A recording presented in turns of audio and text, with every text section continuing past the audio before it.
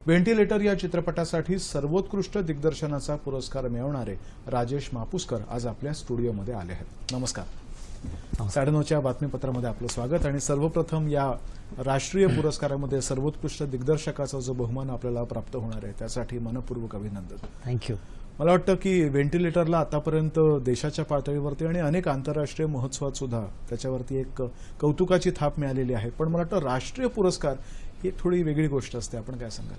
हो, राष्ट्रीय पुरस्कार हा खूप माझ्या दृष्टीने महत्त्वाचा आहे आणि खूप इम्पॉर्टंट आहे आपल्या सगळ्यांसाठी आणि सगळ्या कलाकारांसाठी, कारण प्रत्येक कलाकार फिल्म इंडस्ट्रीमध्ये ह्या पुरस्काराची आतुरतेने वाट पाहत असतो। तो this is a very important honour for us and for me. खरं, कासव या चित्रपटाला सुद्धा सुवर्ण कमळ जाहीर झालेलं आहे।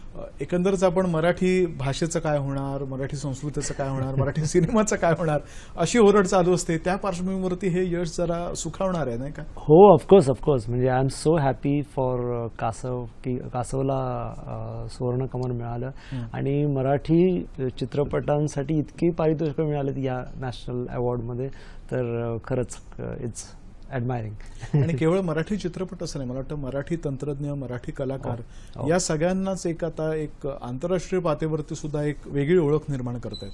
करेक्ट, बरोबर।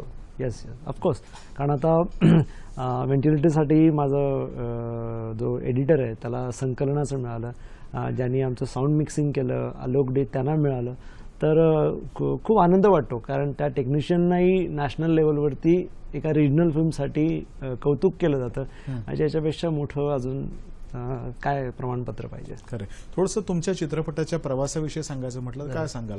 कारण प्रियांका चोप्रा ही आघाडीची अभिनेत्री आहे, पण तिला मराठीमध्ये एक प्रोजेक्ट करावा आणि तुमच्यासोबत करावं, नक्की तिला प्रेरणा मिळाली कशी? प्रियांका चोप्रा हे खूप ध्येयवादी आहे ती, खूप, आणि जेव्हा मला पहिल्यांदा कळलं की प्रियांका चोप्राला रिजनल फिल्म करायची, माझा विश्वास नाही बसला। म्हटलं हिला का रिजनल फिल्म करायची, का मराठी फिल्म करायची, ही आरामात हिंदी फिल्म करू शकते। तर मी सहज त्यांच्या ऑफिसला गेलो आणि भेटलो तिला, त्यांची आई मधु चोप्रा त्यांना भेटलो आणि त्यांना स्टोरी ऐकवली आणि 5 मिनिटात हे प्रोजेक्ट कन्फर्म झालं आणि म्हणले की मला ती करायची आहे। तर it was like a pleasant surprise की प्रियांका चोप्रा इमिजिएटली स्टोरी ऐकून ती रेडी झाली आणि आज आपण इथे बसलो स्टुडिओमध्ये आणि एकंदरीत प्रवास म्हटलं तर माझ्या दृष्टीने, आणि केवळ निर्माता नाही, गाण्याचं सुद्धा धाडस तिने केलं। हो, गाण्याचं धाडस केलं, फिल्ममध्ये ऍक्टिंग केली, सगळं केलं तिने, सगळं केलं आणि फिल्मच्या प्रोसेसमध्ये ती तिकडे अमेरिकेत खूप बिझी असताना सुद्धा आमची मेलवरती एक्सचेंज व्हायची, ती प्रोमोज पाहायची, पोस्टर पाहायची, सजेशन द्यायची, तर खूप ऍक्टिव्ह होती ती या सगळ्या प्रोसेसमध्ये सुद्धा। आणि मराठी गाणं, येस, म्हणजे आपले मराठीतले जे च छ हे शब्द तिने इतके व्यवस्थित प्रोनाऊन्स केले आणि त्याच्यासाठी खूप मेहनत घेतली तिने। एक खास ट्युटर तिच्यासाठी ठेवला होता आणि इथून मुंबईहून महिब डिलन हिने त्या व्हिडिओचं डिरेक्शन केलं आणि प्रियांका बरोबर तिने ते सगळं ट्रेनिंग करून ते व्यवस्थित तिच्याकडनं गाऊन घेतलं।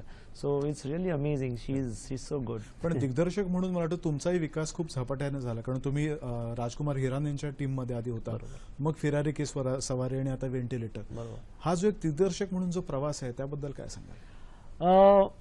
ॲक्च्युली माझं स्कूलिंग खूप चांगलं झालं। राजकुमार हिरानी आणि विधू विनोद चोपडा हे माझे फीचर फिल्ममधले गुरु, दिलीप घोष हे माझे ॲड फिल्ममधले गुरु आणि डॉक्टर सतीश राजमाचीकर ज्यांनी मला ह्या इंडस्ट्रीमध्ये आणलं, सिरियलमध्ये चान्स दिला, तर अशा खूप मोठ्या लोकांबरोबर मला शिकायला मिळालं। त्यामुळे 25 वर्ष हा प्रवास चालला, हे खूप पटकन झालेलं नाहीये।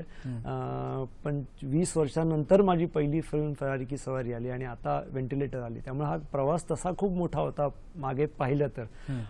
पण येस, 2 फिल्ममध्येच मला आता इतक्या पातळीवरती अवॉर्ड्स वगैरे मिळत आहेत, तर I am so happy and blessed आणि लोकांचे खूप आभार मानायचे आहेत मला, कारण त्यांनी व्हेंटिलेटर फिल्म ही इतकी उचलून धरली, इतकं प्रेम दिलं की I can't thank them enough. So सर्व लोकांचे मनपूर्वक आभार।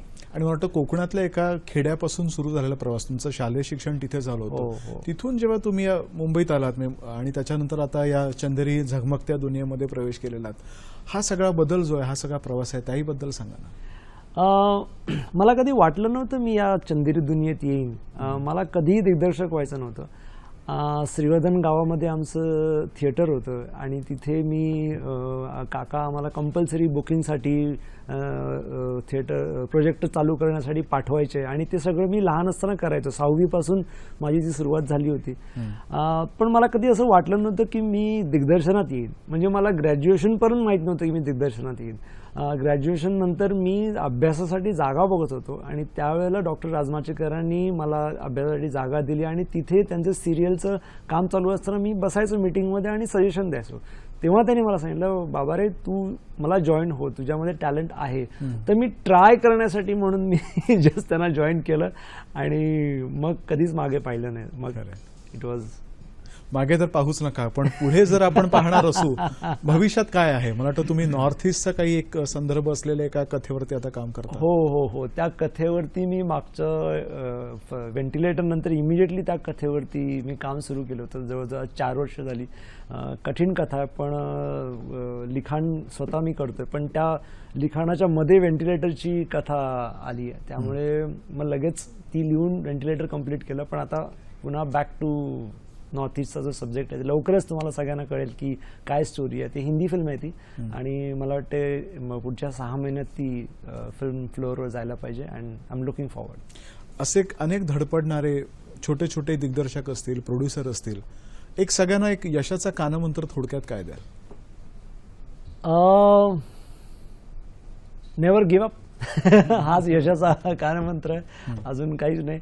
कारण मी जेव्हा माझ्याकडे माझ्या मागे बघतो माझ्या प्रवासामध्ये बरेच टप्पे असे होते की मी I could have given up easily. पण मला वाटतं ते some power I believed in myself. म्हणजे मी गावात शिकलो, मराठी मीडियममधून आलो, इंग्लिश बोलता येत नव्हतं. ग्रॅज्युएशन नंतर मी इंग्लिश बोलायला शिकलो. तर dream big and follow your dream. काही होऊ शकतं, काही होऊ शकतं. आणि खरंच आज आपण इथे आलात आणि आता काही दिवसांनी राष्ट्रीय चित्रपट पुरस्कार स्वीकारण्यासाठी सन्मानाने आपण दिल्लीमध्ये जाणार आहात. आपल्या यापुढच्या प्रवासासाठी मनपूर्वक शुभेच्छा. Thank you so much.